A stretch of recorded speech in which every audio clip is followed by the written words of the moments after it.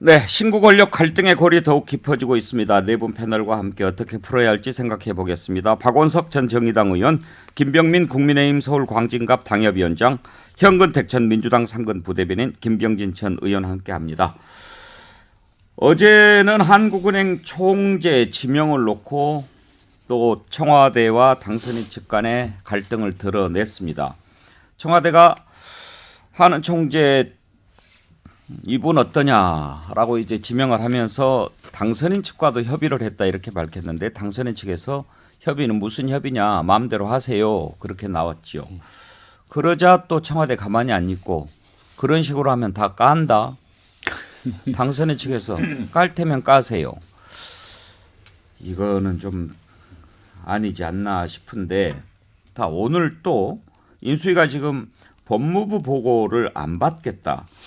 박범계 법무부 장관이 수사 지휘권 폐지 반대한다 이렇게 얘기를 하니까 인수위에서 대통령의 공약인데 현직 장관이 그렇게 얘기를 하면 되느냐라고 하고 업무보고 안 받을래 이렇게 나오고 있습니다. 한 걸음씩 한 발짝씩 서로 다가가기는커녕 더 멀어지고 있는데 박원석 의원, 네, 이러면 안 되지 않나요? 안 되죠. 그러니까 지금 사실은 문재인 대통령은 이제 정치를 안 하실 거 아닙니까? 결국에는 신임 대통령 당선인이 정적이 아니에요. 마찬가지로 대통령 당선인 입장에서도 더 이상 문재인 대통령이나 문재인 정부가 정적이 아닙니다. 물론 이제 당은 계속 그 정치 과정에 있긴 하지만, 근데 이렇게 인수인계 과정에서 신구 권력이 사사건건 격한 말을 주고받고 충돌한다는 거는 어떤 각도에서 봐도 이건 비정상적입니다. 과거에 이보다 훨씬 더 적대적인 정치 환경에서도 이런 인수인계는 없었어요. 그런 면에서 대통령도 대통령 당선인도 말로는 통합 협치를 얘기하시는데 실제 통합 협치할 마음이 있는지 국민들이 굉장히 걱정하지 않을 수 없고요. 그 이창용 그 신임 한국은행 총재 지명자 건만 하더라도 이러저런 정보를 종합해 보면 양측의 협의는 있었던 것 같아요. 그리고 이게 임기 4년짜리 한국은행 총재이기 때문에 실제 당선인 쪽의 의견을 안 듣고 일방통행을 하기가 쉽지가 않습니다. 그리고 제가 들은 정보로는 어쨌든 이창용 그 지명자에 대해서는 이 당선인 쪽에서도 선호하는 인물이었고 그런 기준으로 판단을 해서 결정을 한 건데 그걸 바로 당선인 비서실장이 그런 적 없다. 저쪽이 일방적으로 임명한 거다. 뭐 감사위원 선임하려고 명분 깐 거다. 이런 식으로 치받는 게 적절하냐. 어찌됐건 형식상 5월 9일까지 인사권은 대통령한테 있습니다. 지금 대통령한테. 당선인 쪽과 협의하는 것은 일종의 이제 선의인 거지 그것은 의무는 아니에요. 근데 그거를 인수위 비서실장이 저런 식으로 쳐내면서 또 양측 관계를 냉각시킬 필요가 있을까 이런 생각이 들고요. 저는 어제 법무부 장관의 그 기자회견은 적절치 않았다고 생각합니다. 물론 개인의 의견이 있을 수 있어요. 수사지휘권 폐지에 대해서. 그리고 당의 의견도 있을 수 있고 이건 명백한 쟁점입니다. 그리고 그냥 되는 게 아니고 국회에서 법 개정이 돼요. 검찰청법 8조를 바꿔야 됩니다. 그러면은 그거는 뭐 그렇게 대놓고 내일 인수위 보고를 앞두고서 나는 반대한다. 이런 식으로 얘기할 문제는 아니었죠. 아마 박범계 장관도 정치를 그만두실 분이 아니기 때문에 돌아와서 당내에서의 입지 또 검찰 내에 구축돼 있는 자신들의 네트워크에 대해서 안심하라는 뭐 시그널 이런 등등을 염두에 둔 것 같은데 그건 지나친 정치적 처신이죠. 그 양쪽 다 적절치 않은 면이 있습니다. 요즘 양쪽에서 나오는 얘기를 보면 너무 그 깊은 곳에 있는 그런 얘기까지 다 끄집어내는데 그러니까 할 말 못한 말 다 하면 안 돼요. 이 과정에서. 그러니까요. 할 말 안 할 말을 좀 가려야죠. 국민들 수준이 높아지기는 했어요. 요즘 뭐 시사 프로도 워낙 많아지고 네. 시사 프로그램 보는 사람들도 많고 이제 옛날처럼 뭐 밖에서 하는 얘기 속으로 하는 얘기 다른 것을 국민들이 이제 다 알게 됐지만 그래도 이런 정도까지 얘기가 나오는 것은 좀 너무 심한 게 아닌가 하는 생각이 들 때가 참 많아요. 매일매일 듭니다. 요즘. 근데 김병민 위원장 일단 그 네. 부분은 좀 확인이 필요한 것 같습니다. 이창용 IMF 아시아 태평양 국장이죠. 이런저런 얘기를 들어보면 참 훌륭한 분이라고 해요. 그리고 한국은행 총재 감이다. 그런 얘기들을 많이 하는데 가장 이상적인 방법은 그거 아니겠어요? 양쪽에서 이 사람 어떻습니까? 라고 해서 딱 합의가 되고 네. 자 그러면 모양새는 3월 31일 날 임기가 끝나니까 취임식 전에 현직 대통령이 인사권이 있으니까 지명을 하되 이쪽에서 추천도 받고 그렇게 협의를 해서 한다라고 발표했으면 모양새가 가장 좋죠. 네, 지금 당선인 쪽에서 요구하는 인사권도 그런 거 아닙니까? 모양새를 좋게 풀릴 수 있는 몇 안 되는 카드였던 것 같은데 이걸 이런 식으로 가면서 그걸 일부러 더 닫아놓은 게 아닌가 우려가 커지는 대목들이 있습니다. 그러니까 장제원 실장 얘기를 들어보면 발표 10분 전에 얘기해서 어떠냐라고 물었다는 건데 그 기간 동안 장제원 의원이 개인적으로 좋은 사람 이런 표현은 얼마든지 할 수 있지만 윤석열 당선인의 생각을 묻고 이야기를 전달할 수 있는 과정들은 닫혀 있었던 거지 않습니까? 그리고 이창용 후보자에 대해서 말씀 주셨던 것처럼 여러 경로로 평들이 꽤 좋습니다. 그러니까 충분하게 문재인 대통령 입장에서도 그렇고 또 윤석열 당선인 입장에서도 같이 협치의 틀을 열어갈 수 있는 좋은 창구, 카드를 이런 식으로 국민들한테 흘려보냈다는 게 저는 매우 안타깝고요. 지금 여러 경로를 통해서 보도되는 상황을 종합해 보면 갈등의 씨앗이 돼 있는 건 이 하는 총재권이 아니라 감사위원 건 아니겠습니까? 예. 그래서 이 부분에 대한 내용을 조금 더 면밀하게 검토하면서 서로 소통의 과정들을 보여줬다면 나머지 있는 갈등의 문제들을 조금 더 풀어가는 데 도움이 됐을 텐데 이미 평행선을 달릴 수밖에 없는 상황이 돼버린 것 아닌가 매우 좀 안타깝습니다. 그러면 당선인 측에서는 이창용이 아니었습니까? 내용을 알 수가 없죠. 왜냐하면 이 건에 대해서 얼마나 면밀하게 소통했는지 저도 내부에 들어가 있지 않기 때문에 당선인의 생각과 우중이 어떤 것인지 모르겠습니다만 적어도 장제원 실장의 얘기를 들어보면 발표 10분 전에 전화를 해서 물어봤다는 것은 이건 당선인의 의중과 생각을 있는 그대로 전달할 수 있는 시간적 여유를 주지는 않은 거죠. 제가 청와대는 이게 선물이 될 줄 알았다고 얘기를 하거든요. 그러니까 청와대 입장에서는 이 부분을 어쨌거나 문재인 대통령이 일방적인 발표인데 청와대에서는 이 정도 인사면 충분하게 당선인 측의 의중도까지 우리가 반영한 거 아니야? 이런 식의 이제 여론 조성용 작업까지 진행되고 있다는 생각이 지울 수가 없거든요. 만약에 형식과 절차 내용 모두 국민들 보시기에 좀 맞춰서 갈 필요가 있을 텐데 그런 것들을 진행하지 않으면서 어찌 보면 서로의 책임을 떠넘기기 위한 여론 조성용의 이런 내용들을 좀 청와대가 무리하게 강행하고 있다는 생각 지우기 어렵습니다. 제가 반박을 안 할 수가 없는데요. 지금 얘기가 나오고 있지 않습니까? 그러니까 두 사람을 이렇게 얘기했다. 교수하고 이분 얘기했는데 두 분 중에는 이분이 낫다, 괜찮다고 했다. 그랬더니 또 검증했냐? 예전에 검증한 적이 있다. 문제 없다라고 했다는 거 아닙니까? 그럼 의중이 반영되는 거예요. 그러면 인사 추천하십시오. 저기 하겠습니다. 이렇게 하진 않는 거잖아요. 그 정도 되면 서로 협의가 된 거거든요. 그래서 발표를 했는데 정재원 비서실장이 뭐 맘대로 하라. 우리가 뭐 인사 추천했냐 이렇게 나오면 안 되는 거예요. 지금 말씀하신 것처럼 제가 보기에 이 하는 총재는 그게 문제가 아니에요. 그러니까 감사위원 2명이 지금 남아 있는데 거기도 얘기가 나오지 않습니까? 한 명씩 하자든지 뭐 한 명씩 그러니까 청와대 입장에서는 이제 한 명씩 추천한다 2자리니까 이렇게 얘기했는데 이제 윤석열 당선인 측에서는 비토권을 잘라라고 얘기하는 건데 저는 아마 좀 솔직하지 않다는 얘기가 듭니다. 하는 총재 문제는 하는 총재는 어느 정도 얘기가 된 거예요. 그럼 그 다음에 이제 하는 총재 넘어가고 그러면 뭐 감사위원 문제를 얘기한다든지 이렇게 해야 되는데 지금 대변이라든지 얘기하는 거 보면 그 얘기를 안 하고 있거든요. 이게 본질이 아니라 뭐 다른 얘기하고 있지만 제가 생각하기에는 오히려 이 인사 문제를 한 번에 다 하려고 했는데 하는 총재가 먼저 발표해버려서 그러면 이제 감사위원 문제 삼기 좀 어려워지니까 이제 그런 게 아닌가라는 싶은 생각이 들어요. 이 정도 두 사람 제시하고 누구 괜찮습니까? 한 명 괜찮습니다. 검증했습니까? 했습니다. 정도면 충분히 협의를 한 거죠. 당연히 그럼 뭐 추천하는 분을 하라고 하겠습니까? 근데 이런 생각도 들어요. 지금 이제 정확하게 어떤 얘기가 오고 갔는지는 우리가 확인할 수 없지만 만약에 이철희 정무수석이 장제원 실장한테 전화해서 10분 전에 전화해서 이 사람 어때요라고 물어봤다면 그건 좀 다르지 않나요? 예를 들어서 정말 협의가 됐다면 이 사람 어때요가 아니고 오늘 발표해도 될까요? 오늘 발표합니다. 이런 얘기가 돼야지 이 사람 어때요를 10분 전에 얘기하는 것은 협의라고 볼 수가 없지 않나요? 그러니까 그 말씀이 되려면 장제원 의원 얘기가 되려면 사전에 이 사람들 이름이 안 나와야 돼요. 근데 사전에 얘기를 했다는 거 아닙니까? 사전에 어쨌든 두 사람 그러니까 특정해서 두 사람을 얘기했다는 얘기는 선택권을 주는 거거든요. 둘을 제시할 때에는 한 사람만 제시하는 경우에는 찬성 반대지만 두 사람을 제시할 때는 그 둘 중에 누가 더 나으냐. 제시하는 거거든요. 보통 인사는 그렇게 하지 않습니까? 2-3명 정도 얘기해주고 고르게 한단 말이죠.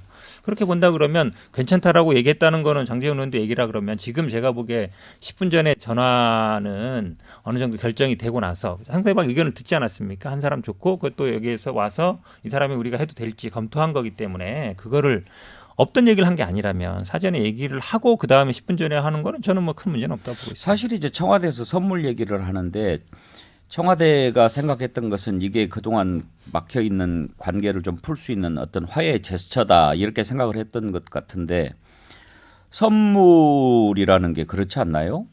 선물은 받는 사람이 좋아해야지 아무리 여기서 좋은 선물이라고 생각하고 선물을 줘도 내가 좋아하는 게 아니면 그건 선물 아닌 거죠. 근데 이 한은 총재 신임 한은 총재 같은 경우는 아마 당선인 측에서도 오케이 했을 가능성이 있다고 봅니다. 왜 그러냐면 이분이 이제 이명박 때 인수위원 했었고 그리고 재정 운영에 대해서 굉장히 보수적인 분이에요.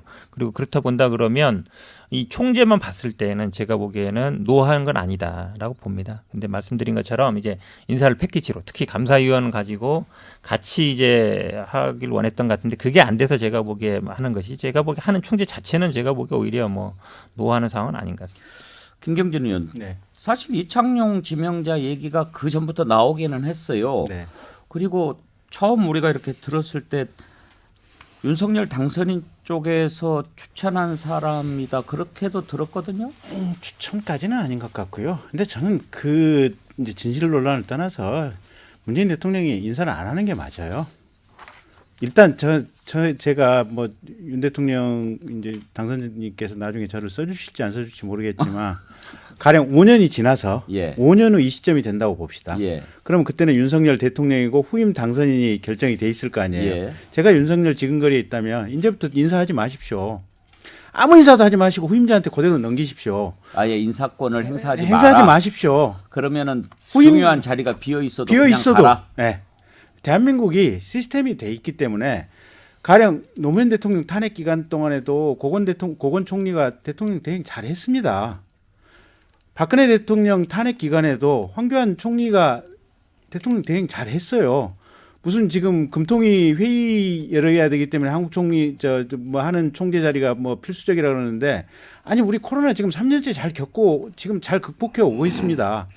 이게 회의를 주재할 만한 한국은행 총재 자리가 없다면 틀림없이 거기 대행할 수 있는 그리고 이 회의를 프리사이드 할 수 있는 인적 구성이 이미 다 돼 있을 거예요. 근데 이 2달의 회의를 50일의 회의를 못 참아가지고 4년의 임기 동안 앞으로 윤석열 대통령 당선인이 경제 정책을 펼치는데 가장 중요한 부분 중에 하나가 경제 정책의 중요한 부분 중에 하나가 통화 정책 아니겠습니까? 통화 정책을 좌지우지하는 임기 4년짜리 한국은행 총재를 떠나가는 50일 남아 있는 대통령이 임명하고 가버린다? 참 반칙이에요, 그건. 헌법 위반이에요. 자리를 비우더라도 헌법 위반이야. 자리를 비우더라도 네? 인사권을 행사하지 않는 게 맞아요.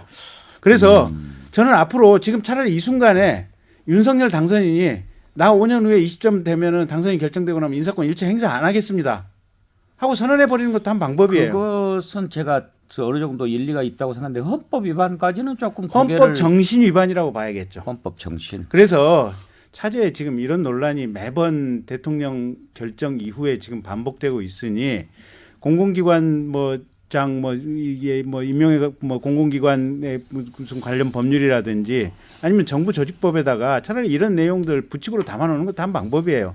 후임 당선인하고 협의해서 하도록 한다든지 후임 당선인의 추천을 받아서 임명을 한다든지 이런 것도 한 방법일 수도 있겠어요, 보면. 우리 헌법에 대통령의 임기는 5년으로 보장이 돼 있죠. 그렇죠. 그러면은 국민이 그 대통령을 선출했을 때는 5년 동안 그 헌법에 보장된 임기 안에서 자신의 권한을 행사하고 국민을 위해서 봉사해라. 이런 게 헌법 정신이라고 봤을 때 그렇죠.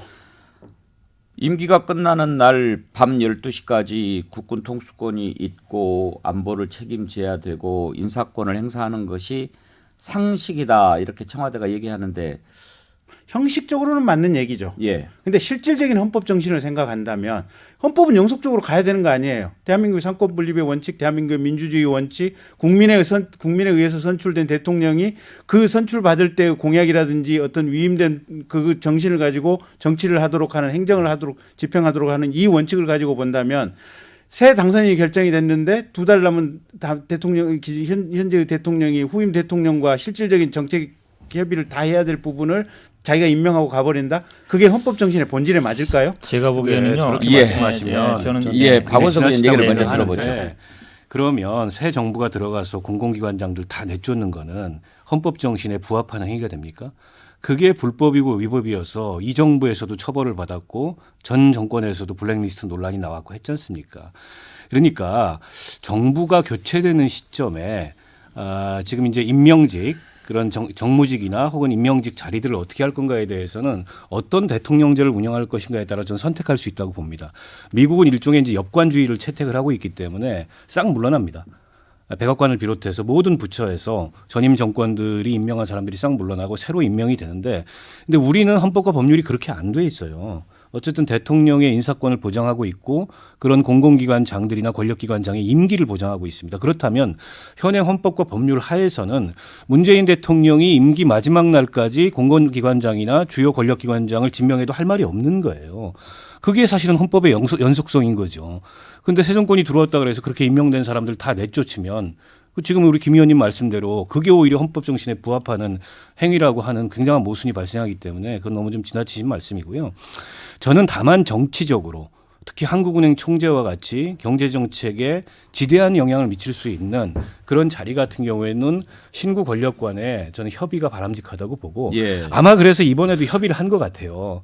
근데 그 협의를 둘러싸고 서로 간에 지금 해석이 다르고 주장이 다른 것 같고 그 해석이 다르고 주장이 다른데 어떤 어떤 의도가 예. 좀 있는 게 아닌가 이런 생각이 드는데 아마 이제 장제원 실장이나 당선인 쪽에서는 지금 집무실 문제로 인해서 양측의 긴장이 격화돼 있는데 이 문제가 해결되지 않았는데 화해 모드로 돌아가거나 뭔가 그래서 쫓기듯이 대통령과 당선인이 만나는 모습을 보이기 싫다 이런 어떤 판단 하에서 뭔가 이 한국은행 총재 문제와 관련해서도 다소는 좀 그 사전에 진행됐던 얘기와는 예. 다른 얘기를 하는 게 아닌가 싶어요. 현근택 대변인 말씀 듣기 전에 네. 지금 이제 김경진 의원의 발언이 윤석열 당선인의 뜻과 매우 비슷한 것 같아서 네. 방금 들어온 내용을 하나 좀 전해드리고 네. 말씀을 듣지. 오늘 윤석열 당선인이 기자들과 만나서 이런 얘기를 했네요. 원칙적으로 차기 정부와 오래 일할 사람을 마지막에 인사 조치하는 것은 바람직하지 않다. 또 이렇게 얘기를 했습니다. 그러면서 이런 비유를 들었다고 합니다. 집을 사고 팔 때 매도인이 집 고치는 건 잘 안 하지 않냐. 그렇게 얘기를 했다고 합니다.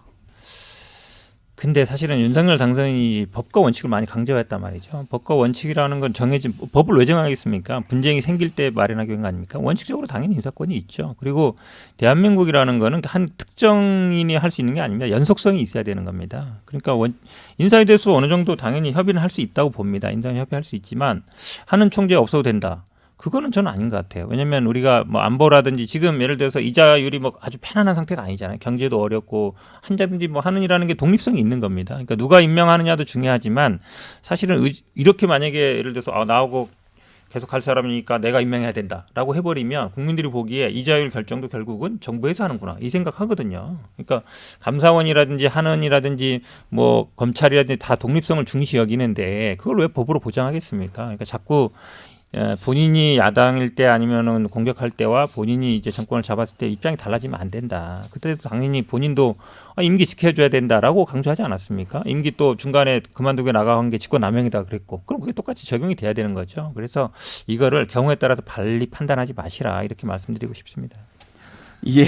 내로남불하지 말자 이런 얘기 말씀하셨기 때문에 드릴 수밖에 없는 게요. 문재인 정부에서 이제 환경부 블랙리스트 사건 때문에 결국 불법 행위들을 저질렀던 게 드러나지 않습니까? 아마 문정부 초기에도 대통령이 국정 철학과 함께 맞는 사람들과 일을 같이 하고 싶었을 겁니다. 근데 문제는 임기가 아직 전 정권에서 다 임명을 하고 어느 정도 남아있는 상태 속에서 물리적으로 불법을 동원해서 그 사람들이 자리를 뺏는 거 문제가 있죠. 하지만 지금 있는 상황은 대통령의 임기가 불과 며칠 남지 않는 상황 속에서 지금 인사권을 행사하는 것이 알박기 인사가 되는 것 아니냐는 비판의 목소리가 있고 이런 얘기는 지난 2017년 박 전 대통령 탄핵 전후로 민주당에서 황교안 대행체제 때 숱하게 나왔던 얘기입니다. 이런 일들이 다시 반복되니까 내로남불이라는 얘기들이 다시 나오게 되는 거죠. 김경진 의원께서 말씀하셨던 부분들이 굉장히 일리가 있다고 생각하고 지금 있는 상황에서 이 인사권을 문재인 대통령이 아니라 새로운 정권에게 할 수 있도록 기능과 권한들이 주어지게 된다면 아마 5년 뒤가 되는 시점에서 이런 일들을 가지고 내로남불하는 모습들 아마 새 정부에서는 보이지 않을 거라고 생각합니다. 네, 그랬으면 합니다. 그런데 법치 얘기를 하고 또 정치 얘기를 하는데 박원석 의원, 네. 만약에 법치하고 정치가 부닥치면 어떻게 해야 되나요? 글쎄요. 그 굉장히 어려운 문제인데요. 일단 뭐 그거는 당선인이나 대통령의 철학이 무엇인가에 따라서 그때그때 판단이 좀 달라질 수 있고요. 어쨌든 법치주의라는 건 큰 하나의 원칙이잖아요. 국정을 운영하고 어쨌든 대한민국을 운영하는. 그러나 이제 뭐 법만 앞세워서 문제를 해결할 수 있는 건 아니고 지금이야말로 정말 정치가 필요한 시점인 것 같아요. 예. 근데 지금 이제 당선인 쪽도 대통령 쪽도 너무 자기 명분에 집착을 하다 예. 보니까 이게 협치를 상대를 향해서만 요구를 하지 스스로 먼저 열어놓고 이 통합이나 협치를 하려는 태도들이 없어서 그런 점이 대단히 좀 아쉽습니다. 그렇습니다.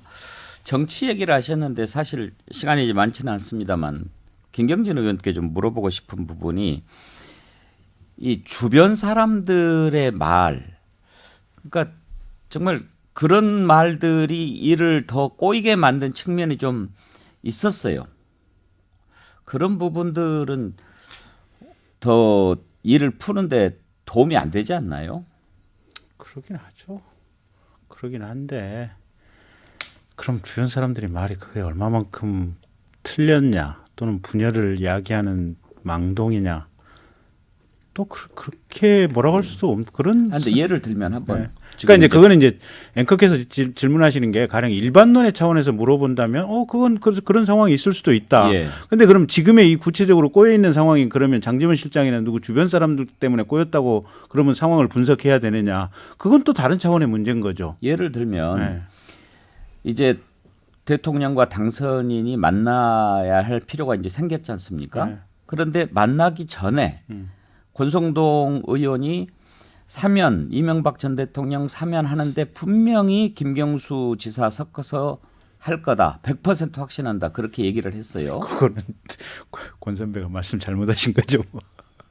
그런 네. 얘기가 그러니까 좀 말씀이 사실은 좀 아쉽죠. 지금 네. 꼬이게 된 시발점 아니냐 이거죠. 그 부분은 잘못이 됐죠. 근데 사실은 그 말 듣고 청와대 기분 좋겠습니까? 근데 또 따지고 보면 가령 뭐 이렇게 저기 국방부 청사로 이전하는 게 청와대 이전하는 게 안보 공백이 생겨서 이건 절대로 있을 수 없는 일이어서 예비비 태우는 거라든지 또는 5월 9일까지는 협조가 안 되는 게 맞다라고 하는 내부의 보고를 들은 문 대통령의 입장은 뭐 저는 전문가는 아니지만 엊그제 뭐 예비역 대장들 68명이 그 정도 얘기했다면 거기는 신뢰감의 무게가 어느 정도 있을 거 아니에요 보면. 그럼 그 얘기를 문 대통령께 했던 부분은 또 잘못된 정파적인 시각을 가지고 지금 인포메이션을 주입한 거 아니겠어요 보면. 아까 저는 문 대통령께서 하신 워딩을 봤는데요. 진짜 그렇게 생각했다면 대통령 오늘 점심 드시고 그냥 걸어서 그냥 통일동 가버리시라 그러세요. 혹시 이 방송 듣고 계시는지 모르겠는데 그냥 통일동 기습 대통령 현직 대통령이 기습 방문해서 그냥 윤석열 당선인한테 만나자고 그냥 차담 한번 하자고 뭐 이렇게 해버리면 될 문제기도 해요 보면. 근사한 아이디어인데요. 그래요. 혹시 들으실지 몰라서 내가 방송에서 지금 드리는 거예요. 그럴 것 같지는 않은데요. 그러니까요. 그래서 문제예요 보면. 윤석열 당선인이 전화하면 어때요? 그래도 되죠. 그래도 되죠. 제가 한마디만 말씀을 좀 드리면 절대로 안 될 것 같은 극한 상황이 있다가 마지막까지 인내를 가지고 풀어냈던 예들이 꽤 있습니다. 선거 기간을 보면 안철수 후보의 단일화 등등 그런 걸 보면서 가능성을 갖고 좀 지켜보시면 어떨까 합니다. 그럼요. 정치는 가능성인데 오늘 여기까지 하지요. 함께해 주신 네 분 수고하셨습니다. 네. 고맙습니다. 대공개 시사 1번지 내일 오전 11시에 다시 뵙겠습니다.